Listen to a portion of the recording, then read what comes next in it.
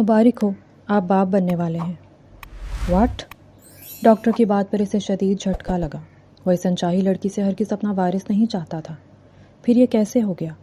شاید اس بارش کی رات جب دوستوں نے اسے پارٹی پر بلا کر نشہ دیا اور گھر جاتے ہی وہ جس کے قریب جانے پر نفرت محسوس کرتا تھا، آج وہ زبردستی اس کی زندگی میں شامل ہو گئی۔ ضبط سے اس کے دماغ کی نسیں پھول گئیں۔ اس معاملے کو ختم کرو، میں تمہارے ساتھ اپنی پوری زندگی برباد نہیں کرنا چاہتا، سمجھی؟ وہ پہلے نڈھال تھی، مزید وہ غصہ دکھا رہا تھا۔ پلیز خان جی، یہ ظلم مت کریں، اس میں معصوم جان کو کیوں سزا دے رہے ہیں؟ وہ تڑپ اٹھی۔ کیونکہ تم سے نفرت کرتا ہوں میں یہاں سے چلی جاؤں گی اسے لے کر۔ اور اگلے دن وہ غائب ہوئی تو اسے احساس ہوا کہ وہ اپنی نادانی میں شاہ حویلی کا سب سے بڑا اور پر آسائش بیڈ روم اس وقت خاموشی کی لپیٹ میں تھا۔ باہر شام کے سائے گہرے ہو رہے تھے۔ نین تارا بیڈ کے وسط میں سفید چادر اوڑھے لیٹی ہوئی تھی۔ اس کا چہرہ زرد، ہونٹ خشک اور آنکھیں سوجی ہوئی تھیں۔ بیڈ کے پاس کھڑی لیڈی ڈاکٹر کے چہرے پر ایک گہری اور پرمسرت مسکراہٹ ابھر آئی۔ وہ مڑی جہاں شہرام خان کھڑکی کے پاس بازو سینے پر باندھے کھڑا تھا۔ ڈاکٹر صاحبہ نے اپنے دستانے اتارے اور شہرام کی طرف بڑھتے ہوئے انتہائی پرجوش لہجے میں کہا، مبارک ہو خان جی، آپ باپ بننے والے ہیں۔ نین تارا بیگم امید سے ہیں۔ ڈاکٹر کے یہ الفاظ جیسے اس پرسکون کمرے میں آسمانی بجلی کی طرح گرے۔ شہرام خان کا پورا وجود ایک پل کے لیے جیسے وہیں جم گیا۔ اس کے چہرے کے تاثرات یکسر بدلے۔ واٹ؟ شہرام کے حلق سے شدید جھٹکے سے بھری آواز نکلی۔ اس کی آنکھیں حیرت اور انکار سے پھیل گئیں۔ ڈاکٹر صاحبہ اس کے چہرے پر ابھرنے والے خوفناک تاثرات کو بھانپ نہ سکیں اور دوبارہ مسکرائیں۔ جی خان جی، اللہ نے آپ کو صاحب اولاد کرنے کا فیصلہ کیا ہے، لیکن نین تارا کی حالت کافی کمزور ہے۔ بلڈ پریشر بہت لو ہے۔ یہ ابتدائی مہینے بہت نازک ہوتے ہیں۔ انہیں کسی بھی قسم کے ذہنی تناؤ یا غصے سے دور رکھنا ہوگا۔ میں کچھ ضروری ادویات اور سپلیمنٹس لکھ رہی ہوں، ماسی کو کہہ کر وقت پر دیجیے گا۔ ڈاکٹر نے پرچی لکھی، اسے میز پر رکھا اور شہرام خان کے بدلے ہوئے تیور دیکھ کر خاموشی سے کمرے سے باہر نکل گئی۔ ڈاکٹر کے جاتے ہی کمرے کی ہوا مزید بوجھل ہو گئی۔ شہرام کے چہرے پر خوشی کا دور دور تک نام و نشان نہ تھا۔ وہاں صرف نفرت، غصہ اور پچھتاوا تھا۔ اس نے اپنی مٹھیاں زور سے بھینچی۔ اس کے دماغ میں وہ بارش کی طوفانی رات ایک بار پھر زندہ ہو گئی۔ وہ رات جسے وہ اپنی زندگی کے سیاہ ترین صفحات میں دفن کر دینا چاہتا تھا۔ اس کے بزنس پارٹنرز اور چند قریبی دوستوں نے ایک بڑی ڈیل کی کامیابی کی خوشی میں ایک نائٹ پارٹی رکھی تھی۔ وہاں شہرام کو اس کی مرضی کے خلاف ایک ایسی ڈرنک دی گئی جس میں شدید نشہ ملا ہوا تھا۔ وہ ہوش و حواس سے بیگانہ ہو کر لڑکھڑاتے قدموں کے ساتھ رات کے پچھلے پہر حویلی لوٹا تھا۔ اس کا دماغ سن تھا اور جسم تپ رہا تھا۔ جیسے ہی وہ اپنے کمرے میں داخل ہوا، نین تارا ہمیشہ کی طرح سامنے ہی موجود تھی۔ وہ لڑکی جس سے وہ دل کی گہرائیوں سے نفرت کرتا تھا، جس کے قریب جانے پر بھی اسے کراہت محسوس ہوتی تھی، جسے وہ اپنی زندگی کا سب سے بڑا بوجھ سمجھتا تھا۔ لیکن اس نشے کی رات، مدہوشی اور حواس باختگی کے عالم میں اس نے نین تارا کی بے بسی کا فائدہ اٹھاتے ہوئے اس پر اپنا وہ حق جتایا تھا جو وہ ہوش میں رہتے ہوئے کبھی سوچ بھی نہیں سکتا تھا۔ وہ انچاہی لڑکی جسے وہ دل سے خارج کر چکا تھا، آج ایک بار پھر زبردستی اس کے مستقبل اور اس کی زندگی کے سب سے اہم حصے میں شامل ہو گئی تھی۔ شدید ضبط اور غصے کی وجہ سے شہرام خان کے ماتھے اور دماغ کی نسیں پھولنے لگیں۔ اس کی آنکھیں خون خوار ہو گئیں اور وہ بیڈ کی طرف مڑا۔ نین تارا جو پہلے ہی نڈھال تھی، اس نے جیسے ہی شہرام کا یہ بدلا ہوا وحشیانہ روپ دیکھا، وہ سہم کر بیڈ کے ایک کونے میں سمٹ گئی۔ اس کی آنکھوں میں خوف صاف جھلک رہا تھا۔ شہرام قدم اٹھاتا ہوا نین تارا کے بالکل قریب آیا۔ اس نے جھک کر نین تارا کا نازک بازو اپنی مضبوط گرفت میں لیا اور اسے ایک جھٹکے سے اپنی طرف کھینچا۔ اس کا لہجہ برف سے زیادہ سرد تھا۔ اس معاملے کو یہیں اور اسی وقت ختم کرو، سنا تم نے؟ مجھے یہ بچہ نہیں چاہیے۔ میں تمہارے جیسی انچاہی لڑکی کے ساتھ اپنی پوری زندگی برباد نہیں کرنا چاہتا، سمجھی تم؟ کل ہی تمہیں اس ابارشن کا بندوبست کرنا ہوگا۔ شہرام کی یہ صفاقانہ بات نین تارا کے کانوں میں پگھلے ہوئے سیسے کی طرح اتری۔ وہ جو پہلے ہی جسمانی طور پر نڈھال تھی، یہ سن کر تڑپ اٹھی۔ اس کا ممتا سے لبریز دل اس خوفناک فیصلے کو قبول کرنے کے لیے تیار نہیں تھا۔ وہ بیڈ سے نیچے گری اور روتے ہوئے ہچکیاں لیتے ہوئے شہرام کے پاؤں سے لپٹ گئی۔ پلیز خان جی، خدا کے لیے ایسا مت کہیں، یہ ظلم مت کریں۔ نینتارا کی آواز میں ایک تڑپ تھی، ایک التجا تھی۔ اس معصوم جان نے آپ کا کیا بگاڑا ہے؟ اس بے قصور کو میرے کیے کی سزا کیوں دے رہے ہیں؟ وہ آپ کا اپنا خون ہے خان جی، اپنے ہی بچے کے قتل کا گناہ اپنے سر مت لیں۔ میں آپ کے آگے ہاتھ جوڑتی ہوں، مجھ پر نہیں تو اس معصوم پر رحم کریں۔ وہ اس کے پیروں پر اپنا سر رکھے بری طرح رو رہی تھی۔ اس کے آنسو شہرام کے مہنگے جوتوں کو بھگو رہے تھے، لیکن شہرام خان کے دل پر جمی نفرت کی برف پگھلنے کا نام نہیں لے رہی تھی۔ اس نے بے رحمی سے اپنا پیر پیچھے کھینچا، جس کے نتیجے میں نینتارا کا سر فرش سے جا ٹکرایا۔ شہرام نے حقارت آمیز لہجے میں کہا، رحم؟ اور تم پر؟ کس بچے کی بات کر رہی ہو تم؟ اس وجود کی جو میری زندگی کی سب سے بڑی غلطی کا نتیجہ ہے۔ میں اس حویلی میں تمہارے وطن سے جنم لینے والے کسی بچے کو اپنا وارث تسلیم نہیں کروں گا، کیونکہ تم سے نفرت ہے مجھے، تمہاری ذات سے، تمہارے اس وجود سے، اور تمہاری اس معصومیت کے ڈرامے سے نفرت ہے مجھے۔ اس کے الفاظ نینتارا کے دل میں تیر بن کر لگ رہے تھے، لیکن ان الفاظ نے نینتارا کے اندر کی سی سکتی ہوئی لڑکی کو ایک دم بیدار کر دیا۔ تحقیر اور طنز سہتے سہتے وہ تھک چکی تھی، لیکن آج بات اس کی مامتا کی تھی، اس کے بچے کی حفاظت کی تھی۔ نینتارا نے اپنے آنسو پونچھے اپنے بکھرے ہوئے دوپٹے کو مضبوطی سے سینے پر پھیلایا اور ایک ناقابل یقین ہمت اور حتمی لہجے کے ساتھ کھڑی ہوئی۔ اس کی آنکھوں میں اب خوف نہیں بلکہ ایک ماں کا مضبوط حوصلہ تھا۔ وہ شہرام کی آنکھوں میں آنکھیں ڈال کر بولی، ٹھیک ہے خان جی، اگر آپ کو مجھ سے اور میرے آنے والے بچے سے اتنی ہی نفرت ہے تو میں یہاں سے چلی جاؤں گی اسے لے کر۔ میں اس حویلی کو، آپ کی دنیا کو اور آپ کی نظروں کو ہمیشہ کے لیے چھوڑ دوں گی۔ میں اس معصوم کو لے کر وہاں چلی جاؤں گی جہاں آپ کا سایہ بھی ہم پر نہ پڑے۔ میں کبھی پلٹ کر نہیں آؤں گی، لیکن اپنے جیتے جی میں آپ کو اپنے بچے کا خون کرنے کی اجازت ہرگز نہیں دوں گی۔ نینتارا کا یہ دو ٹوک اور جرأت مندانہ جواب شہرام خان کے انا پرست، مغرور اور جابر وجود کے لیے ایک بہت بڑا جھٹکا تھا۔ کوئی اس کے سامنے کھڑا ہو کر اس کے فیصلے کو چیلنج کرے، یہ اس کی برداشت سے باہر تھا۔ اس کا غصہ اب جنون کی حدوں کو چھونے لگا تھا۔ اس نے نینتارا کو لرزا دینے والی نظروں سے دیکھا۔ اس کے چہرے کی لکیریں غصے سے بگڑ چکی تھیں۔ تم مجھے دھمکی دے رہی ہو؟ میری مرضی کے خلاف بولو گی تم؟ جاؤ جہاں جانا ہے، جاؤ، مجھے کوئی پرواہ نہیں ہے۔ دفع ہو جاؤ میری نظروں کے سامنے سے، گو ٹو ہیل۔ شہرام پوری قوت سے چلایا۔ اس کی آواز پورے کمرے میں گونجی۔ وہ مڑا اور بیڈ روم کے دروازے کی طرف بڑھا۔ اس نے دروازے کو اتنی زور سے بند کیا کہ اس کی دھمک سے کمرے کی دیواریں ہل گئیں۔ شہرام کے جاتے ہی کمرے میں ایک ہولناک اور گہری خاموشی چھا گئی۔ نینتارا کے تنے ہوئے اعصاب یکدم جواب دے گئے۔ اس کے پیروں میں سکت نہ رہی، وہ وہیں سنگ مرمر کے ٹھنڈے فرش پر گر گئی۔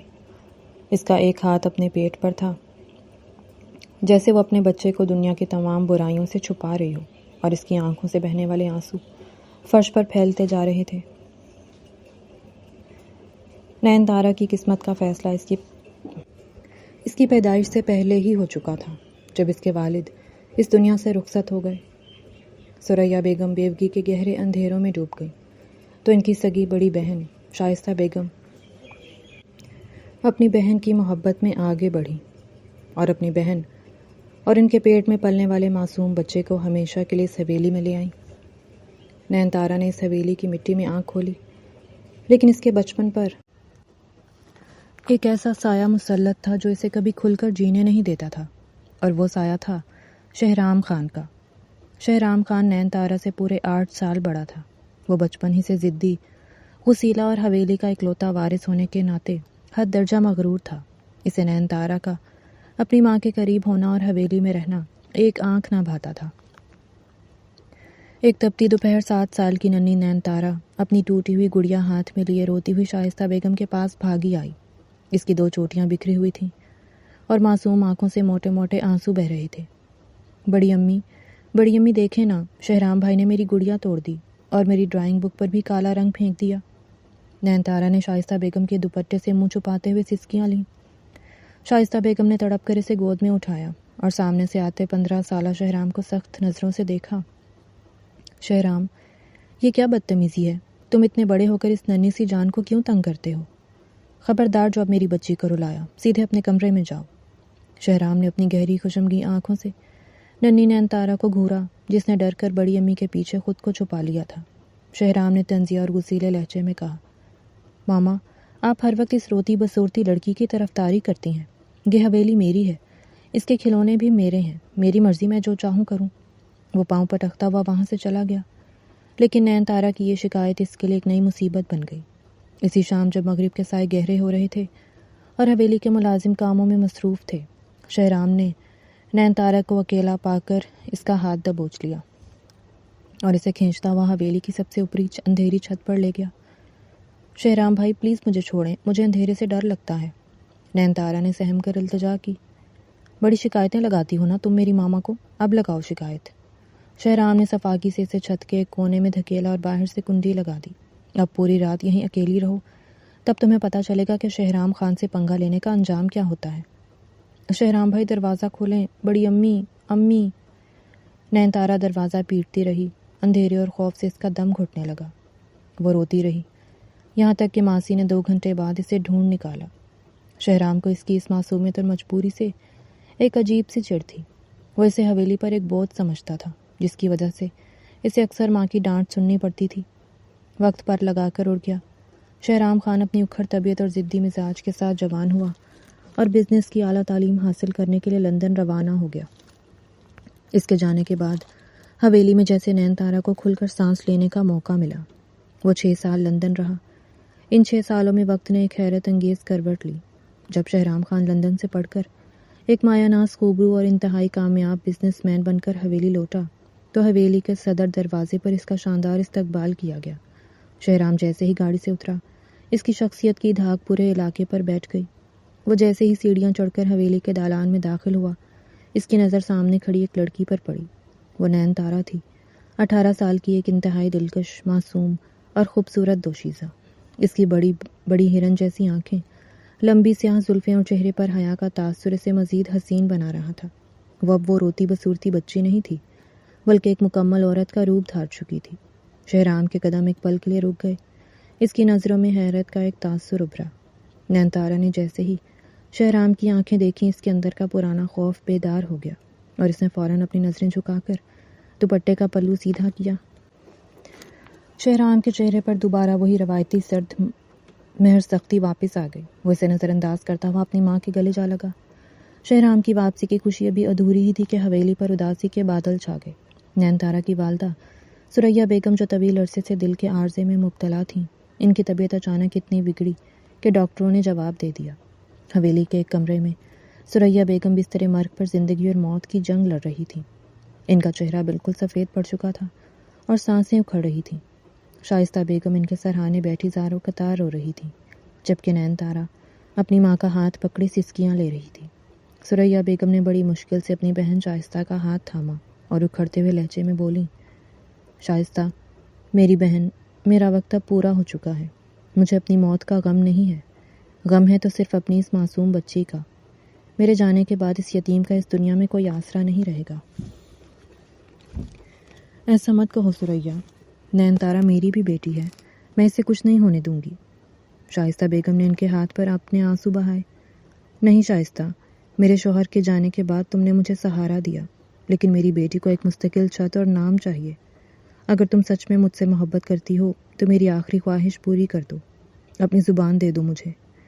ثریا بیگم نے تڑپ کر کہا، اپنے شہرام کا ہاتھ میری نین تارا کے ہاتھ میں دے دو، مجھے سکون مل جائے گا کہ میری بچی اپنے گھر کی ہو گئی. کمرے کے دروازے پر کھڑا شہرام، جو خالہ کی عیادت کے لیے آیا تھا، یہ سن کر سہم گیا. اس کے پیروں تلے سے زمین نکل گئی. نین تارا نے بھی چونک کر اپنی ماں کو دیکھا. شائستہ بیگم نے اپنی مرتی ہوئی بہن کی آنکھوں میں التجا اور خوف دیکھا تو وہ اپنی مامتا اور بہن کی محبت کے ہاتھوں مجبور ہو گئیں. انہوں نے بنا شہرام سے پوچھے ثریا بیگم کے ہاتھ پر ہاتھ رکھ دیا. میں وعدہ کرتی ہوں ثریا، خدا گواہ ہے، نین تارا میری ہی بہو بنے گی، شہرام کی دلہن بنے گی، تم بے فکر ہو جاؤ. اس وعدے کے چند گھنٹوں بعد ہی ثریا بیگم اس دنیا سے رخصت ہو گئیں. لیکن وہ نین تارا کے گلے میں ایک ایسا بندھن ڈال گئیں جو شہرام کے لیے سراسر ایک بوجھ تھا. خالہ کی تدفین کے تیسرے دن حویلی کے اسٹڈی روم میں ایک طوفان برپا تھا. شہرام خان غصے سے پاگل ہو رہا تھا اور کتابیں میز پر پٹک رہا تھا، جبکہ شائستہ بیگم چہرے پر عزم لیے کھڑی تھی. ناٹ ایٹ آل ماما، یہ کبھی نہیں ہو سکتا، میں آپ کے اس فیصلے کو ہرگز تسلیم نہیں کروں گا. شہرام چلا اٹھا. آپ نے مجھ سے پوچھے بغیر میری زندگی کا اتنا بڑا فیصلہ کیسے کر لیا؟ میں اس لڑکی سے شادی کروں جس سے مجھے بچپن سے چڑ ہے، جس کا میرے ساتھ کوئی جوڑ ہی نہیں ہے؟ وہ ایک سیدھی سادی جاہل اور روتی ہوئی لڑکی ہے، اور میں لندن سے پڑھ کر آیا ہوں، ہمارا کوئی میچ نہیں ہے۔ شائستہ بیگم کے چہرے پر غصہ اور سنجیدگی آ گئی۔ شہرام خان، اپنی زبان کو لگام دو، وہ تمہاری خالہ کی بیٹی ہے اور اس حویلی کی عزت ہے۔ میں نے اپنی مرتی ہوئی بہن سے وعدہ کیا ہے، اور خاندان کے وعدے کبھی ٹوٹا نہیں کرتے۔ تو آپ اپنے وعدے کی قیمت میری زندگی سے وصول کریں گی؟ شہرام نے تلخی سے کہا۔ میں نین تارا سے کبھی محبت نہیں کر سکتا، میں اسے اپنی بیوی کے روپ میں سوچ بھی نہیں سکتا، میں اسے شادی نہیں کروں گا، چاہے کچھ بھی ہو جائے۔ شائستہ بیگم نے جب دیکھا کہ شہرام کسی صورت ماننے کو تیار نہیں ہے تو انہوں نے اپنا آخری اور سب سے خطرناک ہتھیار نکالا۔ ان کی آنکھوں سے آنسو بہنے لگے اور ان کا لہجہ انتہائی دردناک ہو گیا۔ ٹھیک ہے شہرام خان، اگر تمہیں اپنی ماں کے لفظوں کی اور میری مامتا کی کوئی قدر نہیں ہے تو مت کرو یہ شادی، لیکن یاد رکھنا اگر نین تارا اس حویلی سے رخصت ہوئی تو تم اسی دن اپنی ماں کا جنازہ بھی اس حویلی سے اٹھتے دیکھو گے۔ میں اپنی بہن کا وعدہ توڑ کر جیتے جی روز نہیں مر سکتی۔ شہرام خان اپنی ماں کے اس اچانک اور شدید جذباتی حملے پر دنگ رہ گیا۔ وہ اپنی ماں سے بے پناہ محبت کرتا تھا اور ان کے منہ سے ایسی بات سننا اس کی برداشت سے باہر تھا۔ اس کا سارا غصہ، اس کی ساری اکڑ ایک پل میں مٹی میں مل گئی۔ اس کی مٹھیاں بھیج گئیں اور چہرے پر شدید کرب ابھر آیا۔ ماما، آپ مجھے مجبور کر رہی ہیں ایک ایسی لڑکی کے لیے جسے میں پسند تک نہیں کرتا۔ شہرام کی آواز میں بے بسی تھی۔ ہاں شہرام، میں تمہیں اپنی مامتا کا واسطہ دے رہی ہوں، تمہیں نین تارا سے شادی کرنی ہی ہوگی، شائستہ بیگم نے حتمی لہجے میں کہا اور کمرے سے نکل گئی۔ شہرام خان وہیں کرسی پر ڈھیر ہو گیا۔ اس کے دل میں نین تارا کے لیے نفرت کی آگ مزید بھڑک اٹھی۔ اسے لگا کہ نین تارا اور اس کی ماں نے مل کر اس کی ماں کو مہرا بنایا اور اس کی آزادی چھین لی۔ چند دنوں بعد انتہائی سادگی اور سوگوار ماحول میں نین تارا اور شہرام خان کا نکاح پڑھا دیا گیا۔ نین تارا سرخ چوڑے میں لپٹی اپنی قسمت پر رو رہی تھی، کیونکہ وہ جانتی تھی کہ جس مرد کے نام کی مہندی اس کے ہاتھوں میں لگی ہے، اس کے دل میں اس کے لیے صرف اور صرف نفرت ہے۔ نکاح کی رات جب شہرام کمرے میں آیا تو اس نے نین تارا کو چھوئے بغیر سرد لہجے میں کہا تھا، تم میری ماں کی جذباتی بلیک میلنگ کی وجہ سے اس کمرے میں ضرور آ گئی ہو نین تارا، لیکن یاد رکھنا تم صرف اس حویلی کے کاغذات میں میری بیوی ہو، میرے دل میں تمہارے لیے کبھی کوئی جگہ نہیں بن سکتی۔ ماضی کا یہ تلخ اور زبردستی کا بندھن ہی تھا جس نے آج کے دن نین تارا کو اس حال تک پہنچایا تھا جہاں اس کے بدن میں اسی نفرت کرنے والے شوہر کا وارث پل رہا تھا، اور وہ بے رحمی سے اسے گو ٹو ہیل کہہ کر جا چکا تھا۔ رات کا طوفان تھم چکا تھا، لیکن حویلی کی فضا میں پھیلی گھٹن اور سرد مہر اداسی برقرار تھی۔ اگلی صبح کی پہلی کرن جب بیڈ روم کے بھاری پردوں کو چیرتی ہوئی اندر داخل ہوئی تو شہرام خان نے بوجھل آنکھیں کھولیں۔ وہ رات بھر اپنے اسٹوڈیو کے سخت صوفے پر کروٹیں بدلتا رہا تھا۔ رات کا وہ وحشیانہ غصہ اب آہستہ آہستہ مدھم پڑ چکا تھا اور اس کی جگہ ایک نامعلوم انکہی بے چینی نے لے لی تھی۔ ماتھے پر ہاتھ رکھے وہ خود کو یقین دلا رہا تھا کہ اس نے جو کچھ بھی کیا اپنی انا اور خاندانی وقار کے تحفظ کے لیے کیا، لیکن نین تارا کے وہ روتے ہوئے الفاظ اور اس کا اپنے پیٹ پر ہاتھ رکھ کر التجا کرنا اس کے کانوں میں مسلسل گونج رہا تھا۔ شہرام نے گہرا سانس لیا، اپنے بکھرے ہوئے بالوں کو درست کیا اور اپنے بیڈ روم کی طرف بڑھا۔ اس کا ارادہ تھا کہ وہ نین تارا کو سخت لہجے میں سمجھائے گا کہ حویلی کے قوانین کے مطابق اسے چلنا ہوگا۔ اس نے جیسے ہی بیڈ روم کا بھاری لکڑی کا دروازہ کھولا، کمرے کی خاموشی نے اس کا استقبال کیا۔ کمرہ بالکل سنسان تھا۔ بیڈ کی چادر پر اب بھی شکنیں موجود تھیں، لیکن نین تارا وہاں نہیں تھی۔ شہرام نے ابرو اچکا کر پورے کمرے کا جائزہ لیا۔ واش روم کا دروازہ کھلا تھا اور وہاں بھی کوئی نہ تھا۔ وہ جیسے ہی آگے بڑھا اس کی نظر دیوار کے ساتھ لگی بڑی الماری پر پڑی جس کا ایک دروازہ ادھ کھلا ہوا تھا۔ شہرام کے قدم خود بخود الماری کی طرف بڑھ گئے۔ جب اس نے اندر جھانکا تو اس کا دل ایک لمحے کے لیے دھڑکنا بھول گیا۔ الماری میں شہرام کے خریدے ہوئے مہنگے ریشمی جوڑے، قیمتی برانڈڈ کپڑے اور شادی کے زیورات کے ڈبے جوں کے توں مختلف خانوں میں سجے ہوئے تھے، لیکن الماری کا وہ حصہ بالکل خالی تھا جہاں نین تارا کے وہ چند معمولی سستے سوتی کپڑے رکھے تھے جو وہ شادی سے پہلے اپنی ماں کے ساتھ حویلی میں پہنتی تھی۔ نین تارا اپنا وہ سب کچھ لے جا چکی تھی جو اس کا اپنا تھا، اور شہرام کے نام سے جڑی ہر آسائش کو وہیں چھوڑ گئی تھی۔ شہرام کے ماتھے پر غصے کے بل پڑ گئے۔ اس نے طنزیہ مسکراہٹ کے ساتھ الماری کا پٹ زور سے بند کیا۔ ہمیشہ کا وہی ڈرامہ ہے، وہ لڑکی سوچتی ہے اس طرح غائب ہو کر اپنے سستے کپڑے لے جا کر مجھے ڈرا لے گی۔ وہ سوچتی ہے کہ میں اس کے اس بچپنے سے خوفزدہ ہو کر اپنا فیصلہ بدل لوں گا اور اس انچاہی اولاد کو قبول کر لوں گا۔ وہ غرور سے بڑبڑایا، اپنے کوٹ کے بٹن بند کیے اور نین تارا کی اس حرکت کو محض ایک گھٹیا چال سمجھ کر حویلی کے اپنے آفس کے لیے نکل گیا۔ اس کا گمان تھا کہ بھوک پیاس اور حویلی کے آرام کی عادت اسے شام تک خود ہی بڑی امی کے سامنے روتے ہوئے واپس لے آئے گی۔ دوپہر کے 2 بج گئے۔ حویلی میں ناشتے کا وقت کب کا ختم ہو چکا تھا اور اب لنچ کی تیاریاں ہو رہی تھیں، لیکن نین تارا کا دور دور تک کوئی سراغ نہ تھا۔ شہرام جب حویلی لوٹا تو دالان میں معمول کی چہل پہل غائب تھی۔ ملازمین سہمے ہوئے کھڑے تھے اور شائستہ بیگم کے کمرے سے رونے کی آوازیں آ رہی تھیں۔ شہرام کے اندر پہلی بار خوف کی ایک سرد لہر دوڑ گئی۔ اس نے حویلی کے سب سے پرانے اور وفادار ملازم مراد علی کو پکارا، جو صحن میں پریشانی کی حالت میں چکر کاٹ رہا تھا۔ مراد علی، یہ حویلی میں کیا ماتم مچا ہوا ہے؟ اور نین تارا کہاں ہے؟ کیا وہ اب تک اپنے کمرے سے باہر نہیں آئی؟ شہرام نے اپنی گھبراہٹ کو روبدار آواز کے پیچھے چھپانے کی ناکام کوشش کی۔ مراد علی نے اپنے کانپتے ہوئے ہاتھ جوڑے۔ اس کی آنکھوں میں پرانے ملازم کا خوف اور ہمدردی مکس تھی۔ خان جی، غضب ہو گیا۔ نین تارا بیگم صاحبہ صبح سے حویلی میں کہیں نہیں ہے۔ بڑی بیگم صاحبہ نے حویلی کا ایک ایک کونا، پچھلا باغ، ماسیوں کے کوارٹر سب چھان مارا ہے۔ بیگم صاحبہ کا فون بھی ان کے سائڈ ٹیبل پر پڑا ہے اور ان کے چند پرانے کپڑے بھی غائب ہیں۔ ماسی کہتی ہے کہ انہوں نے صبح صادق کے اندھیرے میں کسی کو چادر اوڑھے حویلی کے عقبی دروازے سے نکلتے دیکھا تھا، پر وہ سمجھی کوئی ملازمہ ہوگی۔ خان جی، چھوٹے خان صاحب آنے والے ہیں اور بیگم صاحبہ اس حالت میں۔ شٹ! شہرام کے حلق سے ایک خوفناک گرراہٹ نکلی۔ وہ سچ مچ چلی گئی تھی۔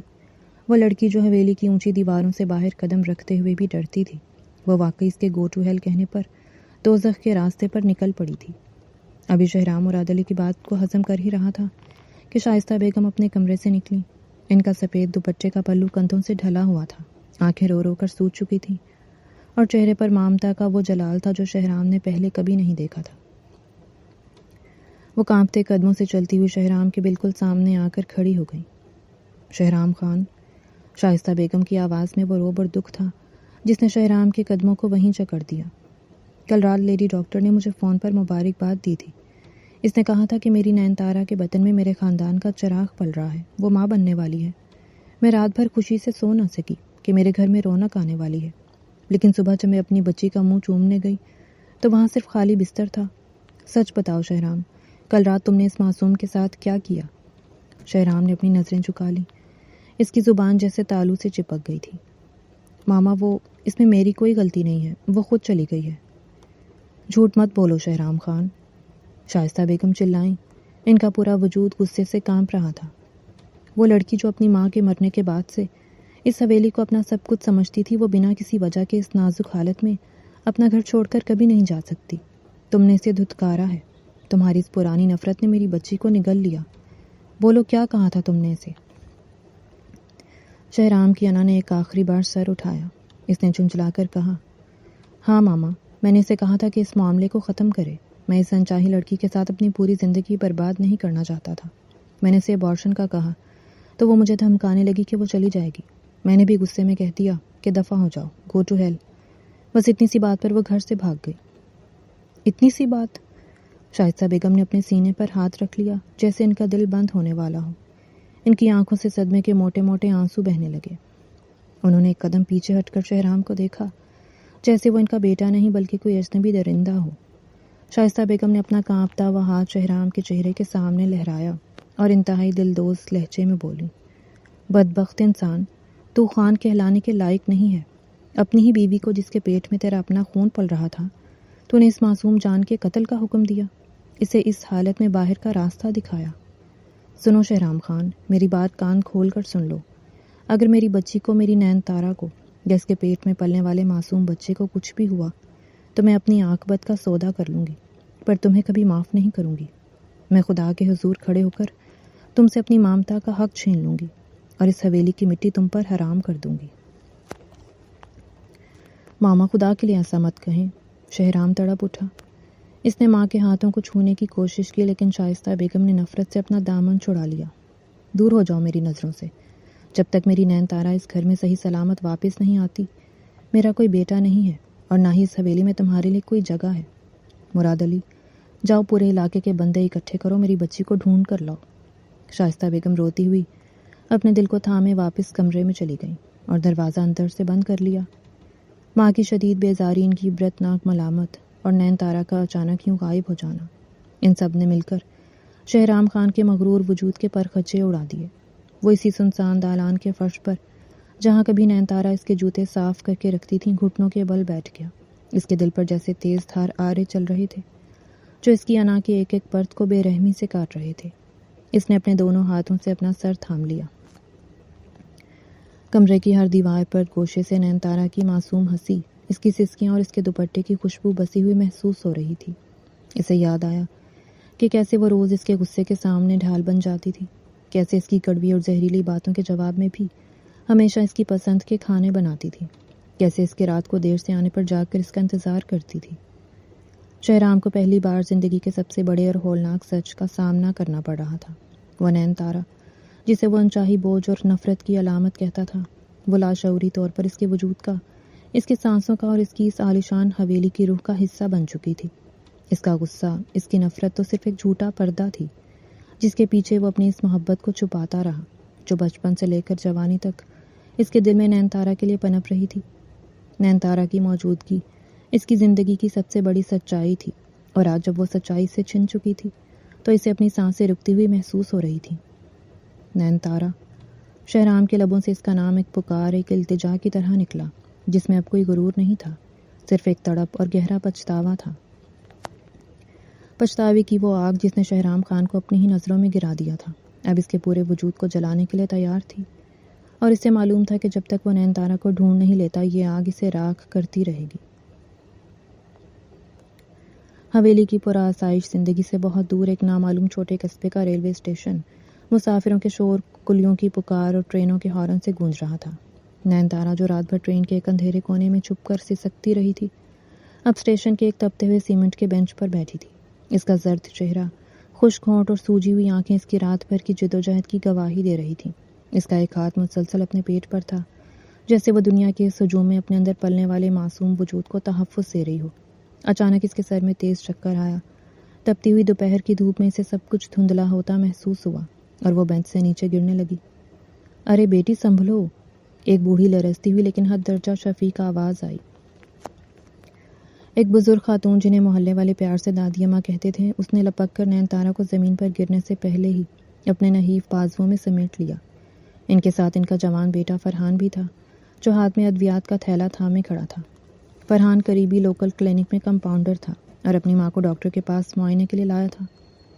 فرحان نے فوراً آگے بڑھ کر نین تارا کی نبض پر ہاتھ رکھا اور فکر مندی سے بولا، امی سے تو شدید بخار ہے اور نکاہت کی وجہ سے اس کی نبض بہت ڈوب رہی ہے، حالت دیکھ کر لگتا ہے یہ امید سے ہے۔ دادی اماں نے فوراً اپنے بیگ سے پانی کی بوتل نکالی اور نین تارا کے چہرے پر چھینٹے مارے۔ نین تارا نے جب بوجھل آنکھیں کھولیں تو سامنے دو اجنبی لیکن ہمدرد چہرے دیکھ کر وہ خوف سے پیچھے ہٹنے لگی۔ دادی اماں نے اس کے سر پر پیار سے ہاتھ پھیرا اور بولی، ڈرو مت میری بچی، ہم تمہیں نقصان نہیں پہنچائیں گے۔ تم کون ہو؟ اس حالت میں یہاں اکیلی کیا کر رہی ہو؟ تمہارا گھر کہاں ہے؟ گھر کا نام سنتے ہی نین تارا کی آنکھوں سے آنسوؤں کا سیلاب بہہ نکلا۔ اسے شہرام خان کا وہ خوفناک چہرہ اور اس کے الفاظ یاد آ گئے۔ اس نے اپنی اصل پہچان چھپانے کا فیصلہ کیا تاکہ شہرام اس تک کبھی پہنچ نہ سکے۔ وہ ہچکیاں لیتے ہوئے جھوٹ بولتے ہوئے بولی، دادی اماں، میرا اس دنیا میں کوئی نہیں ہے، میں بالکل اکیلی ہوں۔ میرے ماں باپ بچپن میں ہی مر گئے تھے اور جن کے سہارے میں جی رہی تھی انہوں نے مجھے قبول کرنے سے انکار کر دیا اور مجھے دھتکار دیا۔ میرا کوئی ٹھکانہ نہیں ہے دادی اماں۔ دادی اماں کا دل نین تارا کی معصومیت اور یہ دردناک کہانی سن کر پگھل گیا۔ انہوں نے فرحان کی طرف دیکھا جن کی آنکھوں میں بھی اس بے بس لڑکی کے لیے ہمدردی تھی۔ دادی اماں نے حتمی لہجے میں کہا، فرحان، اللہ نے ہمیں کوئی محل نہیں دیے پر ہمارے چھوٹے سے گھر میں ایک چھت تو ہے۔ ہم اس معصوم جان کو اس حالت میں سڑک پر مرنے کے لیے نہیں چھوڑ سکتے، چلو اسے اپنے گھر لے چلتے ہیں۔ فرحان نے مسکرا کر اس بات میں سر ہلایا، جی امی، آپ ٹھیک کہہ رہی ہیں، میں کلینک سے اس کے لیے ضروری ادویات اور ڈرپ بھی لے آؤں گا۔ اللہ ہماری نیت دیکھ کر ہمارے رزق میں برکت دے گا۔ اور یوں نین تارا کو شہرام کی نفرت کی دنیا سے دور ایک غریب لیکن محبت کرنے والے گھر میں پناہ مل گئی۔ دوسری طرف شاہی حویلی میں شہرام خان کی دنیا یکسر برباد ہو چکی تھی۔ وہ مغرور سوٹ بوٹ میں ملبوس رہنے والا اکھڑ جاگیردار اب ایک دیوانے کی طرح نظر آتا تھا۔ اس کے چہرے پر کئی دنوں کی بڑھی ہوئی داڑھی تھی، آنکھوں میں نیند نہ ہونے کی وجہ سے سرخ ڈورے اتر آئے تھے اور بال بکھرے ہوئے تھے۔ اس نے اپنا بزنس، اپنی ڈیلز، اپنی شان و شوکت سب کچھ چھوڑ دیا تھا اور دن رات صرف نین تارا کی تلاش میں پاگلوں کی طرح بھٹک رہا تھا۔ حویلی کے اسٹڈی روم میں جہاں کبھی اس کا روب چلتا تھا، اب ہر طرف نین تارا کی تصویریں اور مختلف شہروں کے نقشے بکھرے پڑے تھے۔ پرائیویٹ ڈیٹیکٹیو اس کے سامنے سر جھکائے کھڑا تھا۔ شہرام نے میز پر زور سے ہاتھ مارا اور چلایا، 2 دن ہو گئے، 2 دن سے تم لوگ مجھے ایک ہی رٹ لگا کر سنا رہے ہو کہ وہ کہیں نہیں ملی۔ میں اس ملک کا سب سے بڑا بزنس مین ہوں، پولیس میرے اشاروں پر چلتی ہے، اور تم پرائیویٹ ڈیٹیکٹیو ہو کر ایک لڑکی کو نہیں ڈھونڈ سکتے۔ ڈیٹیکٹیو نے ڈرتے ہوئے کہا، خان صاحب، ہم نے پورے علاقے کے ہسپتال، ریلوے اسٹیشن، بس اڈے، یہاں تک کہ درگاہیں اور مسافر خانے بھی چھان مارے ہیں، لیکن بھابھی صاحبہ کا کوئی سراغ نہیں مل رہا۔ وہ اپنا فون بھی حویلی چھوڑ گئیں، اس لیے ٹریس کرنا ناممکن ہو رہا ہے۔ شہرام نے آگے بڑھ کر ڈیٹیکٹیو کا گریبان پکڑ لیا۔ اس کی آواز میں پاگل پن اور خوف مکس تھا۔ مجھے تمہاری یہ مصلحتیں اور بہانے نہیں چاہیے۔ مجھے میری نین تارا واپس لا کر دو، جتنا پیسہ چاہیے لے لو، جتنے بندے لگانے ہیں لگاؤ، لیکن اسے ڈھونڈو۔ اگر میری نین تارا یا میرے بچے کو ایک خراش بھی آئی تو میں تم سب کی زندگی دوزخ بنا دوں گا۔ ڈیٹیکٹیو کے جانے کے بعد شہرام کے جسم کی ساری طاقت جیسے ختم ہو گئی۔ وہ وہیں سنگ مرمر کے ٹھنڈے فرش پر ڈھیر ہو گیا۔ اس نے الماری سے نین تارا کا دوپٹہ نکالا جو وہ چھوڑ گئی تھی، اسے اپنے چہرے سے لگایا اور اس کی خوشبو کو اپنے اندر اتارتے ہوئے زاروں قطار رونے لگا۔ وہ روز حویلی کے ان حصوں میں جاتا جہاں نین تارا وقت گزارتی تھی۔ وہ باغ کے ان پودوں کے پاس بیٹھ جاتا جنہیں نین تارا پانی دیتی تھی۔ وہ حویلی کی اس چھت پر جاتا جہاں اس نے بچپن میں نین تارا کو ڈرایا تھا۔ اب وہ خود خوف زدہ تھا۔ رات کے پچھلے پہر جب پوری دنیا سو جاتی، شہرام خان جائے نماز پر گر جاتا۔ اس کی وہ انا جس پر اسے ناز تھا اب مٹی میں مل چکی تھی۔ وہ اپنے دونوں ہاتھ ہوا میں اٹھا کر روتا، گڑ گڑاتا اور خدا سے التجا کرتا، یا اللہ میرے غرور کی سزا مجھے دے، میں گناہ گار ہوں، میں نے ایک معصوم لڑکی پر ظلم کیا، میں نے اپنی ہی محبت کو نفرت کا نام دے کر دھتکار دیا۔ یا رب، میری نین تارا اور میرے معصوم بچے کی حفاظت کرنا، انہیں ہر تکلیف سے دور رکھنا، مجھے میری نادانی کی معافی دے دے خداوند، مجھے میری نین لوٹا دے، میں اس کے بغیر مر جاؤں گا۔ شہرام خان پچھتاوے کی اس ہولناک آگ میں روز جل رہا تھا، جہاں اس کا پیسہ، اس کا نام اور اس کی طاقت سب بے معنی ہو چکے تھے، اور اس کا وجود صرف ایک سسکتی ہوئی پکار بن کر رہ گیا تھا۔ وقت کسی کے لیے نہیں رکتا، وہ اپنی تند و تیز لہروں کے ساتھ بہتا چلا جاتا ہے۔ 2 سال کا طویل صبر آزما اور دردناک عرصہ بیت چکا تھا۔ دادی اماں کے چھوٹے سے کچے پکے مکان کے وسط صحن میں اب زندگی مسکرا رہی تھی۔ صحن کے وسط میں لگی نیم کے درخت کی چھاؤں تلے 1.25 سال کا ایک انتہائی خوبصورت بچہ اپنے ننھے ننھے قدموں سے چلتا ہوا ایک لکڑی کے کھلونے کو پکڑنے کی کوشش کر رہا تھا۔ اس بچے کا نام میران خان تھا۔ نین تارا نے اسے یہ خاندانی نام دیا تھا کیونکہ وہ چاہتی تھی کہ اس کا بچہ اپنی پہچان سے محروم نہ رہے۔ میران کو جو بھی دیکھتا دنگ رہ جاتا۔ وہ ہو بہو شہرام خان کی کاپی تھا، وہی جھیل جیسی گہری ضدی آنکھیں، وہی چوڑا ماتھا، وہی نقش و نگار، اور سب سے بڑھ کر وہی خانوں والا روایتی غصہ۔ جب اسے اس کی مرضی کا کھلونا نہ ملتا تو وہ اپنی چھوٹی چھوٹی بھویں سکیڑ کر بالکل شہرام خان کے انداز میں اپنی ننھی مٹھیاں بھینچ لیتا۔ نین تارا دالان میں بیٹھی ایک کپڑے پر خوبصورت سلائی کڑھائی کر رہی تھی جب اس کے پاس ہی کچھ اسکول کی کاپیاں بکھری پڑی تھیں۔ وہ اب دادی اماں کے گھر کے پاس ہی ایک چھوٹے سے پرائیویٹ اسکول میں بچوں کو پڑھاتی تھی اور شام کو سلائی کڑھائی کر کے عزت و وقار کے ساتھ اپنا اور اپنے بچے کا پیٹ پال رہی تھی۔ اس کے چہرے پر اب وہ پہلے والا خوف نہیں تھا، بلکہ ایک ماں کی خودداری اور وقار جھلک رہا تھا۔ میران چلتے چلتے فرش پر گرا اور غصے سے کھلونا دور پھینک کر زور سے چیخا۔ دادی اماں نے ہنستے ہوئے اسے گود میں اٹھایا اور اس کا مٹی سے لتڑا چہرہ صاف کرتے ہوئے نین تارا سے بولیں، ارے نین تارا بیٹی، ذرا اپنے اس شہزادے کو تو دیکھو، ابھی سے اس کا غصہ آسمان پر ہے، ذرا سی بات پر کیسا خانوں کی طرح آنکھیں دکھاتا ہے۔ سچ کہوں بیٹی، بھلے ہی تو نے اپنے شوہر کے بارے میں ہمیں کبھی کچھ نہیں بتایا، لیکن اس بچے کا روپ، اس کا ماتھا اور اس کے تیور چیخ چیخ کر کہتے ہیں کہ یہ کسی بہت بڑے اور مغرور خان کا خون ہے۔ نین تارا کے ہاتھ میں پکڑی سوئی وہیں رک گئی۔ دادی اماں کی بات نے اس کے دل کے کسی پرانے زخم کو پھر سے ہرا کر دیا۔ اس نے محبت اور دکھ کے ملے جلے جذبات سے اپنے بیٹے کو دیکھا جس کی آنکھیں اس وقت بالکل شہرام خان جیسی لگ رہی تھیں۔ نین تارا نے ایک مدھم اداس مسکراہٹ کے ساتھ کہا، کیا کروں دادی اماں، کچھ عکس ایسے ہوتے ہیں جو مٹائے نہیں مٹتے۔ یہ جتنا مجھ سے قریب ہے، اس کا روپ مجھے اس انسان کی یاد دلاتا ہے جس نے مجھے اور اس معصوم کو دھتکار دیا تھا۔ میں نے اسے اپنے خون سے سینچا ہے، لیکن اس کے وجود پر اسی کی مہر لگی ہے جسے مجھ سے نفرت تھی۔ دادی اماں نے نین تارا کے سر پر ہاتھ رکھا۔ صبر کر بیٹی، اللہ بڑا بے نیاز ہے۔ وہ وقت کا رخ بدلنے پر آئے تو بندے کے غرور کو خاک میں ملا دیتا ہے۔ اسی وقت اس چھوٹے اور پسماندہ قصبے کی سڑکوں پر ایک چمکتی ہوئی کالی لگژری بیگو گاڑی تیز رفتاری سے گزر رہی تھی۔ گاڑی کی پچھلی سیٹ پر شہرام خان بیٹھا تھا۔ ان 2 سالوں نے شہرام خان کو بالکل بدل کر رکھ دیا تھا۔ وہ مغرور سوٹ بوٹ والا جاگیردار نہیں لگتا تھا۔ چہرے پر بڑھی ہوئی گھنی داڑھی، آنکھوں کے گرد گہرے سیاہ حلقے اور چہرے پر پھیلی ایک ابدی ویرانی اس کے اندرونی کرب کی کہانی سنا رہی تھی۔ ان 2 سالوں میں اس کا کوئی دن ایسا نہیں گزرا تھا جب اس نے نین تارا کو تلاش نہ کیا ہو۔ وہ اندر سے بالکل ٹوٹ چکا تھا، لیکن اس کے دل میں امید کا ایک چھوٹا سا دیا ابھی بھی روشن تھا جو بجھنے کا نام نہیں لے رہا تھا۔ گاڑی کی فرنٹ سیٹ پر بیٹھا اس کا پرسنل اسسٹنٹ مڑا اور انتہائی مؤدبانہ لہجے میں بولا، خان صاحب، اس قصبے میں جو ہمارا نیا شوگر ملز کا انڈسٹریل پروجیکٹ لگ رہا ہے، اس کی میٹنگ کے لیے ہم پہنچ گئے ہیں۔ لیکن خان صاحب، آپ کے پرائیویٹ ڈیٹیکٹیو نے جو مبہم سی اطلاع دی تھی کہ 2 سال پہلے اس قصبے کے ریلوے اسٹیشن پر ایک حاملہ لڑکی دیکھی گئی تھی، اس کا کوئی ٹھوس ثبوت نہیں ملا۔ یہ ایک بہت چھوٹا اور گنجان علاقہ ہے، یہاں کسی کو ڈھونڈنا۔ خاموش رہو، شہرام کی گرجدار لیکن تھکی ہوئی آواز نے اسسٹنٹ کو چپ کرا دیا۔ شہرام نے گاڑی کی کھڑکی سے باہر دیکھتے ہوئے گہرا سانس لیا۔ اس کا دل اس کے قصبے میں داخل ہوتے ہی ایک عجیب سی رفتار سے دھڑک رہا تھا، جیسے اس کی روح کو خوشبو آ گئی ہو کہ اس کی منزل یہیں کہیں ہے۔ اس نے اپنے دل پر ہاتھ رکھا، جہاں نین تارا کا وہ پرانا دوپٹہ آج بھی اس کے کوٹ کی اندرونی جیب میں محفوظ تھا۔